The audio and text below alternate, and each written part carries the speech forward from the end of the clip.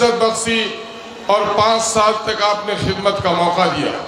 हम अल्लाह रब्बुल इज़्ज़त का शुक्र अदा करते हैं कि आपने जो इज्जत बख्शी है उसके सिले में मुझे आपके खिदमत की भी तौफीक मिली। मैं समझता हूँ मेरी नस्लें भी आपके इस एहसान को नहीं भुला सकती हैं और अल्लाह का करम है, मैंने जो खिदमत की है यकीनन है आपकी नस्लें भी उसे याद रखेंगी। अजीज़ों और नौजवानों, ये असम्बली का इलेक्शन है। हमसे पहले भी यहाँ आपने बार बार लोगों को वोट दिया है, अपना एमएलए बनाया है। हमें जो सबसे बड़ी कामयाबी इस सरजमीन में मिली कि देश में गद्दी में बैठा हुआ एक मनहूस साया जिसे मोदी कहते हैं, मोदी ने हिंदू और मुसलमानों को लड़ाकर सियासत की है। अंग्रेजों की भी यही आदत रही, लड़ाओ और राज करो। ठीक उसी तरह से अमोर वैसा में आपके पुराने लीडरों ने आपके दरमियान में तफरीक पैदा की। वो तफरीक क्या थी? वो तफरीक कुल्हिया और सुरजापुरी की थी। एक ही नारा था, मुझको वोट नहीं दोगे तो कुल्हिया जीत जाएगा, और पश्चिम तरफ का नारा था, मुझको वोट नहीं दोगे तो सुरजापुरी जीत जाएगा। ये सुरजापुरी और कुल्हिया के दरमियान में तफरीक पैदा करके इन लोगों ने आपका राजनीतिक शोषण किया, सियासी इस्तेहसाल किया। कभी सुरजापुरी जीता और कभी कुल्हिया जीता। अफसोस कि हर बार अमोर की आवाम हार गई। जब आपने इनके करतूत देखे, मुझ पर आपने हुक्म जारी किया, मैं यहाँ आया तो मैं जब पूर्णिया में काउंटिंग हुई और फतेहयाब होकर निकला तो मेरा पहला जुमला इजहार तशक्कुर का यही था, ए खुदावंदा तूने मुझे कामयाबी अता की, तेरा शुक्र है, लेकिन ए खुदावंदा तूने एक बड़ी कामयाबी मुझे दी कि जो सड़ी हुई लाश बिरादरीवाद की थी, नफरत की थी, असबियत की थी, सुरजापुरी और कुल्हिया में तफरीक की थी, ए अल्लाह उस सड़ी हुई लाश को तूने मुझे दफना देने का मौका दिया। ये बड़ी कामयाबी हमारी रही। उसके बाद अजीजों, मैं लड़ता रहा आपके लिए। मैं यहाँ किसी शख्स से लड़ने नहीं आया, किसी फर्द से लड़ने नहीं आया। मैं तो यहाँ लड़ने आया हूँ अमोर वैसा की गरीबी से।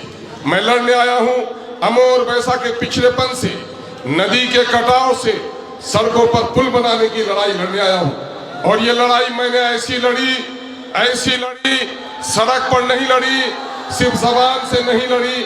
बच्चों, शरारत नहीं, खामोशी शरीफों के बच्चे हैं आप, और ये मायम के शहदाई हैं आप। ये मायम का हर कार्यकर्ता गुलाब की तरह खूबसूरत होता है। वो दिखता है तो खूबसूरत, सूंघ होके तो महक है, मसल भी दे तो उसकी खुशबू कभी कम नहीं होने पाती है। हम तो गुलाब हो। मैं तुम्हें बता दूं, संजीदा बनो, मेरी इन बातों को सुनो कि मैंने क्या किया। मैंने लड़ाई लड़ी सड़कों से और सदन में लड़ाई लड़ी। यह पहला वाकया है कि अमोर वैसा का एमएलए असेंबली में इतना लड़ता है यहाँ के सड़कों के लिए, नदी के कटाव के लिए, कि असेंबली में हंगामा बर्पा होता है, असेंबली की कार्रवाई रोक दी जाती है और अख्तर ईमान को मार्शल आउट किया जाता है। मार्शल आउट करना किसी भी कैंडिडेट, किसी भी एमएलए की ताकत का मुजाहिरा है। आपकी ताकत का हमने मुजाहिरा किया। हमने क्या किया? यहाँ कल तक कोई नौजवान नेता के सामने में जाता था तो यही जुमला था कि हंती बोले से कहा बेटा रे, वो बेचारा गरीब चुप हो जाता था। हमने कहा नौजवान नहीं, नौजवान तो रीढ़ की हड्डी है, तुम बोलोगे, जरूर बोलोगे, जुल्म के खिलाफ बोलोगे, जालिमों की आंख में आंख डालकर बोलोगे। अल्लाह का शुक्र है आज अमोर वैसा का नौजवान जालिमों की आंख में आंख डालकर बात कर रहा है। मैंने कल भी कहा था कि चौधरियों ने तुम्हें गुलाम बना रखा है, तुम्हारी माँ ने तुम्हें आजाद जना, लेकिन गांव के कुछ चौधरी जो गरीबों के बच्चों के बदन पर अच्छे कपड़े देखकर, जिनके बदन में नोचनी होती है, जो ये चाहता था कि सिर्फ एमएलए आए तो मेरे दरवाजे पर हाजिरी दे, किसी गरीब के दरवाजे पर नहीं जाए, ऐसे लोगों को बड़ी बेचैनी हुई। उन लोगों को, उन चौधरियों को मैंने कह दिया, पतलू चौधरी तू दुबला हो जाएगा, लेकिन अमोर वैसा का गरीब इंशाअल्लाह आवाज बुलंद करेगा। आज गरीबों को हिम्मत मिली है, मजदूरों को हौसला मिला है। दिल्ली और पंजाब में रहने वाला हर परदेसी बेटा अपनी माँ और खाला को फोन करके कहता है, मजबूरी है, मुझे छुट्टी नहीं मिली अम्मा, लेकिन अपना एक भी वोट पतंग के सिवा किसी और को नहीं देना। ए परदेसी नौजवानों, तुम्हारा एहसान है MIM पर। समाजी तब्दीली आई है। समाजी तब्दीली तो अपनी जगह पर। कल तक का MLA ये कहता था पुल बनाओगे, सरकार के पास पैसा नहीं है।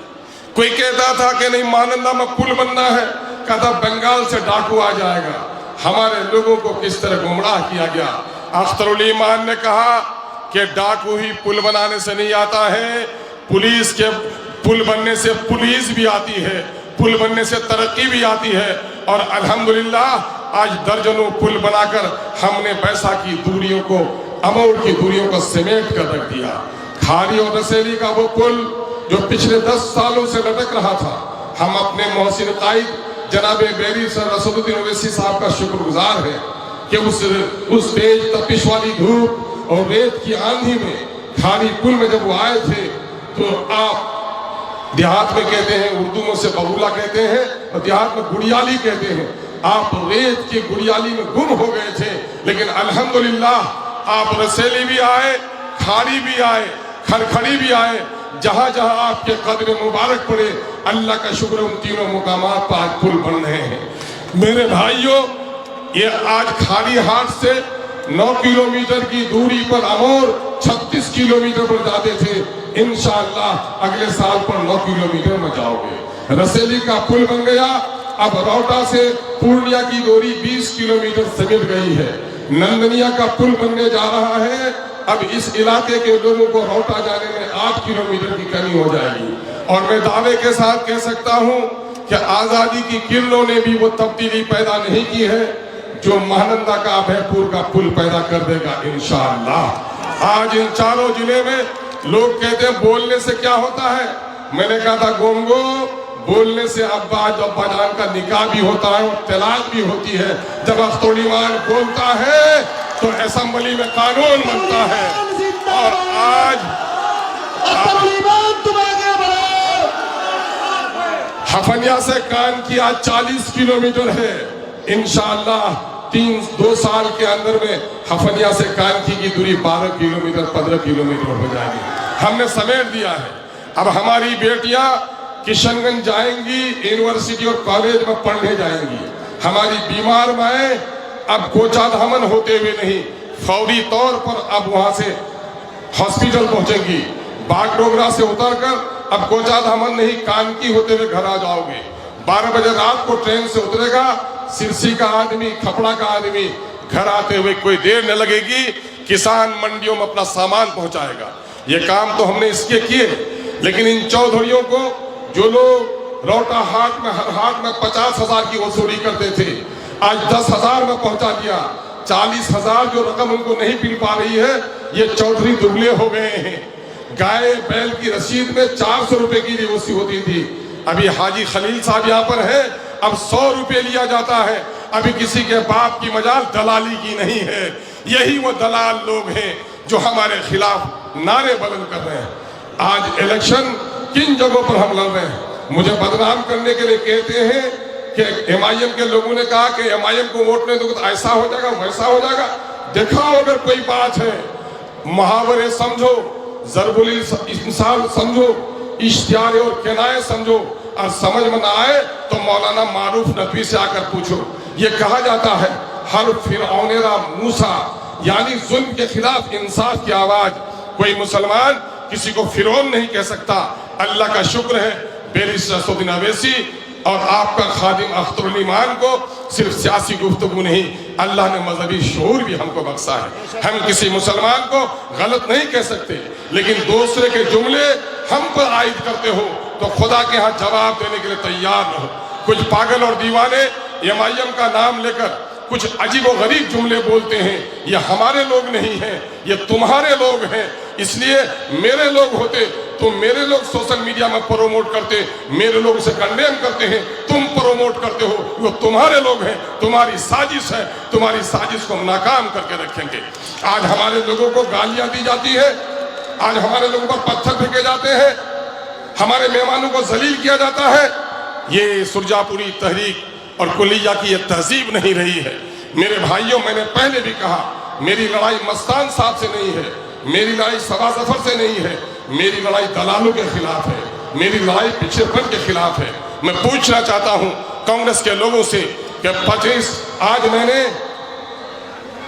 5 साल का हिसाब 800 करोड़ का काम हमने किया है, उसकी लिखित कागज का, उसकी रिपोर्ट कार्ड साथ में है। इंशाअल्लाह मेरे सदर साहब अभी इसकी रूनुमाई करेंगे आपके दरमियान में। अगर हिम्मत है तो अपने 35 साल रिपोर्ट कार्ड सामने में लाओ। मैं दावे के साथ कह सकता हूं कि मैंने 5 सालों में असेंबली में जितनी आवाज उठाई है, गुज़िश्ता 35 सालों में इतनी आवाज नहीं उठा सके हो। आप तो जाते थे असेंबली में, सो जाते थे, या अपने फ्लैट में लहसुन और प्याज की खेती करते थे। अख्तरुद्दीन असेंबली में जाता है, तैयारी से जाता है और पूरी तवानाई के साथ लड़ाई लड़ता है। कभी मानंदा की बात, कभी कनके की बात, कभी रसेली का पुल, कभी परमान का कटाव। अल्हम्दुलिल्लाह आज तीनों नदियों पर, मानंदा में पुल बन रहा है, रसेली का आधा भी थोड़ा पुल बन रहा है, खारी का पुल तकमील हुआ चाहता है, और बकरा घाट में एक नया पुल हमने सैंक्शन कराया है। परमान में हमने काम कराए हैं। लेकिन कांग्रेस के लोगों, कहां हो आज? असेंबली में 3 काम है, नुमाइंदा या तो कानून बनवाए। बस प्रदेश में मजदूर मर जाता था, बीबियां रोती थी घरों में, बच्चे रोते थे, लाश तक देख नहीं पाते थे। मैंने कहा नीतीश कुमार जी, सीमांचल का बेटा दिल्ली पंजाब कमाने जाता है, 100 रुपए कमाता है, 20 रुपए दिल्ली को देता है, 30 रुपए पटना की हुकूमत को देता है, 50 रुपए से अपनी बूढ़ी माँ की दवा खरीदता है, अपने बाप के कपड़े खरीदता है, बच्चों की परवरिश करता है। जब मर जाता है तो उसकी लाश की भी कोई पता नहीं, बीवी बच्चे रोएंगे, लाश लाएंगे। वजीर ने खुद कहा, अख्तरुद्दीन ने मजदूरों की बात उठाई थी, इनके कहने पर प्रदेश में हादसे में जो भी मजदूर मरेगा उसको घर पहुंचाया जाएगा। बोलता है तो कानून बनता है, और गोंगा कहता है बोलने से क्या होता है। तुम भी अगर बोलते रहते, आज 20 साल पहले पुल बन गया होता, न जाने कितनी बेटियां हमारी डिग्री का इम्तिहान पास कर लेती, कितने बच्चे हमारे आज पढ़ लिख कर बेहतर नौकरियों में जाते। मैं भी गया था अभयपुर में, गैर मुस्लिम भाइयों की बेइज्जती है।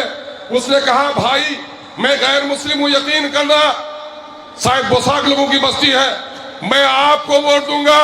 हमारे बाल बच्चों की शादियां पुल की वजह से नहीं होती थी, बेटे और बेटियों के रिश्ते में दरार थी पुल और सड़कें। अब हमारे पुल बन जाने से हमारे बेटे बेटियों की अच्छी जगह पर शादियां होंगी, समाजी तब्दीली आ रही है। मैं लड़ाई लड़ रहा हूं। और आज जबकि शख्स 30 सालों तक कह रहा है कि कब्र खोदो परदेशियों का, अरे परदेशियों का कब्र खोद देना अख्तरुद्दीन कहता है। लोग कहते हैं कि अख्तरुद्दीन सीमांचल की शान है। मैं फख्र से कहता हूं, सीमांचल की शान और आन तो छोड़ो, मैं अमोर बैसा का खादिम हूं। खादिम होना मुझे ज्यादा पसंद है। बिरयानी पकाते हो तो हैदराबाद से मसाले लाते हो, बंगाल से सिलीगुड़ी से बुलाते हो बावर्ची। बिरयानी की लज्जत को देखो, बावर्ची का मजहब मत पूछो।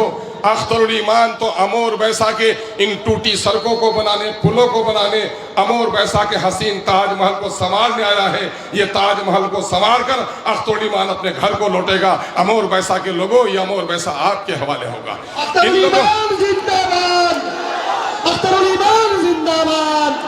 इन लोगों को बेचैनी किस बात से? मेरी बहनें इस बात का बुरा मत मानना।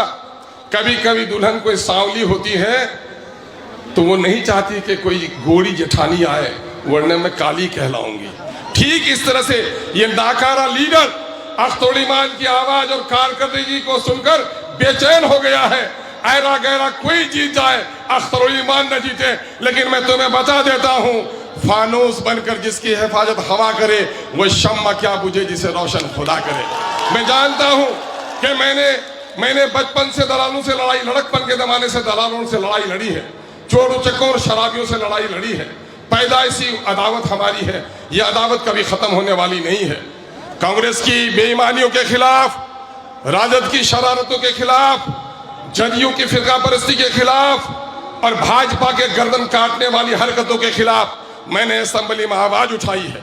दिल्ली और से पटने से लोग मुझे हराने आए हैं, लेकिन मैं कह देता हूं, ए अमोर पैसा के लोगों, दिल्ली पटना वालों के बाप के पास वोट नहीं है, वोट तो अमोर के अवाम के पास है। आप जिसे चाहेंगे आप खादिम बनाएंगे। आपकी पेशानी की लकीरें कह रही हैं कि अख्तरुल ईमान के अलावा दूसरा कोई अभी आपकी खिदमत के लिए तैयार नहीं हो सकता है। कांग्रेसियों से पूछो, आज उनकी बारात निकलती है। मैंने कहा मिसालों में कि ससुराल वाले दुल्हन को लेने आते हैं, दुल्हन की नानी और खाला और मामी को लेने नहीं आते। जब लड़की का निकाह होता है इजाब व कबूल का, तो दुल्हन बैठती है और उसके दाएं बाएं नानी और दादी होती है। लेकिन जब निकाह हो जाता है तो दुल्हन डोली पर जाती है, नानी और दादी नहीं जाती। आज देखो कांग्रेस के नेता का, कांग्रेस का नेता चलने के लायक नहीं है। मैं उसके पीराना साली का मजाक नहीं उड़ाता, मैं भी बुढ़ा हो जाऊंगा। उम्र के आखिरी हिस्से में मैं भी, अगर अल्लाह ने हयात बख्शी तो मुझे भी दिक्कत होगी, आपको भी हो सकती है, बीमार कोई भी हो सकता है। लेकिन जिस इंसान की अपने जिस्म को उठाने की ताकत नहीं हो, वो समाज का बोझ अपने सर पर नहीं लेना चाहिए।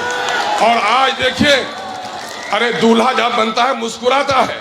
ये कांग्रेस के दूल्हे को देखो, आंखें उदास, चेहरा बिल्कुल बिखरा हुआ, लगता ही नहीं है कि इलेक्शन लड़ रहा है। और सच में वो बेचारा इलेक्शन नहीं लड़ता। लोगों ने कहा वार घोरे लोग बहुत दबाव छे कि ती की कह लो, ती लड़वा है भी जन्ने से वो पूरे यही दादा सीधे मीठी घोड़ो।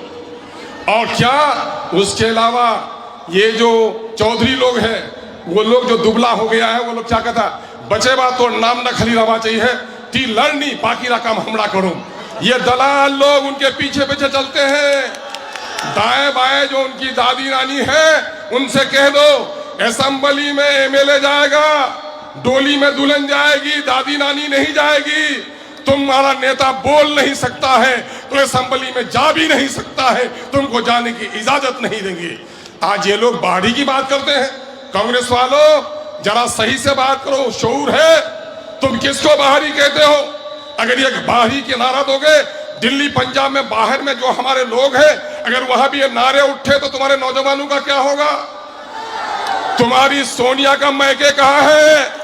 अगर बाहरी की बात करोगे तो सोनिया के बारे में भी लोग सवाल उठाएंगे। तुम्हारी प्रियंका कहां से लड़के आई है, लोग उस पर भी सवाल उठाएंगे। चलो मैं समझता हूं कांग्रेसियों के पास जवाब नहीं है और वो लड़ने के लायक भी नहीं है। दूसरा मामला, तीर का निशान लेकर आया है, और वो तीर का निशान कौन है? वही है जो बाबरी मस्जिद तोड़वाने वाले और वक्त की जायदाद को तबाह करने वाले नीतीश कुमार हैं। अगर वक्त के इस काले कानून की हिमायत नीतीश कुमार नहीं करते, ये काला कानून पास नहीं होता। हिंदुस्तान में मुसलमानों की गर्दनें काटी गई, मालो असबाब लूटे गए, कल कारखाने तबाह किए गए। अब हमारी ईमान पर भी हमला होता है। इससे मुराद है मस्जिदें हम इबादत के लिए, मदरसे दीनी तालीम के लिए, कब्रिस्तान मुर्दों के दफनाने के लिए। अब ये चाहते हैं कि हमारा ईमान भी बाकी नहीं रहे, हमारे मस्जिदों पर कब्जा करने, कब्रिस्तानों को उजाड़ने और मदरसों को तालाबंदी करने का कानून बनाने वाला ये नीतीश कुमार आज आ रहा है, उनका जासूस बनकर सवा जफर आया है। गैरत की बात करो, बिरादरी की बात करता है।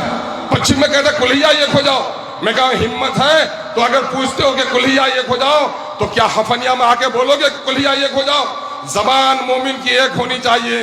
अख्तरुल ईमान हफनिया में जो बात बोलता है पूरब में, वही पश्चिम में बोलता है। जबान तब्दील नहीं करता। आज बीजेपी में मेरे गैर मुस्लिम हमारे दोस्त हैं, अभी भाई यादव जी ने अगर आपसे बात की है, मैंने हिंदू मुसलमान सबका सम्मान किया है, लेकिन बीजेपी के लोग हिंदू और मुसलमानों की मोहब्बत के दुश्मन हैं। ये दुश्मन किसके साथ है? आज तीर के साथ है। मेरे दुश्मनों के साथ जो है वो हमारा भी दुश्मन है। हम सब कुछ बर्दाश्त करते हैं, बदन पे कपड़े ना हो बर्दाश्त कर सकते हैं, पेट में रोटी ना हो हम बर्दाश्त कर सकते हैं, लेकिन अपनी मस्जिदों का सौदा नहीं कर सकते। जदयू को वोट देना मस्जिद तोड़ने वालों के हाथ में हथौड़ा देने के मुतरादिफ है। हम अपनी गर्दनों को कटा सकते हैं, लेकिन अपनी कब्रिस्तानों को उजाड़ने वालों को इजाजत नहीं दे सकते। आप तैयार हैं? वक्त काफी हो चुका है, मैं ज्यादा वक्त आपका नहीं, आप 11 बजे से इंतजार कर रहे हैं। लोगों में घबरा रहा हूं, मेरे आंखों में आंसू जल्दी नहीं आते। लेकिन आपकी इन मोहब्बतों को देखकर मैं गमज़दा, आंसू है मेरे आंखों में। ए खुदावंदा, इन अवाम ने अपने घरों को छोड़कर, बारिश हो रही है भीग कर, रात को धूल में नौजवान हमारे आगे पीछे चलते हैं। ए खुदावंदा, इनके दिलों में जो तूने मेरी मोहब्बत पैदा कर दी है, ए अल्लाह, इनके एहसानात का बदला चुकाने की भी हमको तौफीक अता फरमा, इनके गमों के मदावा की तौफीक अता फरमा। ए खुदावंदा, हम इनके काम आ सकें, इनके नस्लों के काम आ सकें, वो कुव्वत हमें बख्श दे। मेरे भाइयों, आखिर में मैं एक बात कह के जाऊँगा, कांग्रेस हो या राजद, जदयू और भाजपा, सब ने हमको चोट दिया है। 6 लोगों का मुतालबा लेकर गए थे, कांग्रेस और राजद के लोगों ने हमें जगह नहीं दी। 3% वालों का लीडर है, 5% वालों का लीडर है। 2 जुमले कह के मैं चला जाऊंगा। खालू, मामू, फूफा बहुत अमीर कबीर वजीर हो, मर जाए बच्चा यतीम नहीं होता। बाप लकवा के बिस्तर में हो, जिस दिन बाप मर जाता है बच्चा यतीम हो जाता है। ठीक बाप के मरने से जिस तरह बच्चा यतीम हो जाता, जिस कौम का कोई लीडर नहीं वो कौम भी यतीम हो जाती है। बरसों के बाद बैरिस्टर असदुद्दीन अवैसी कौम का लीडर बनकर आया है। अपने इस लीडर के खातिर अपना एक और बैरिस्टर असदुद्दीन अवैसी को दो। आओ, अमोर बैसा को एक मिसाली विधानसभा क्षेत्र बनाने के लिए एक बार हमें फिर मौका दीजिए, वोट दीजिए और दुआएं दीजिए, और इन जालिमों के खिलाफ एक नारा लगाइए जो पार्टी का नारा है। चोट खाने से बच्चा रोता है कि मुस्कुराता है? रोता है। दुश्मनों के खिलाफ गुस्सा आता है, मुस्कुराहट होती है। ताकत इत्तेहाद में है या बिखरने में है?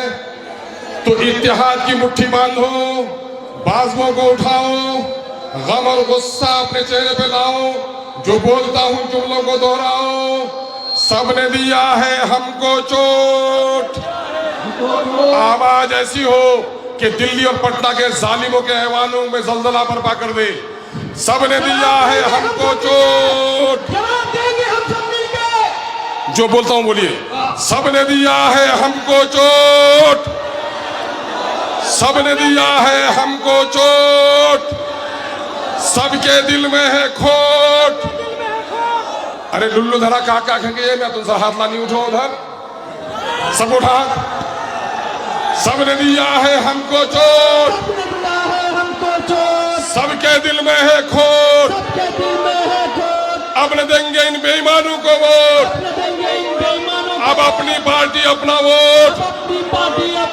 इनकलाब, इनकलाब, बैरिस्टर असदुद्दीन अवैसी पतंग का निशान, अमोर बैसा का मजदूर, किसान और जवान, अमोर बैसा की खाला और अम्मी जान, बहुत बहुत शुक्रिया।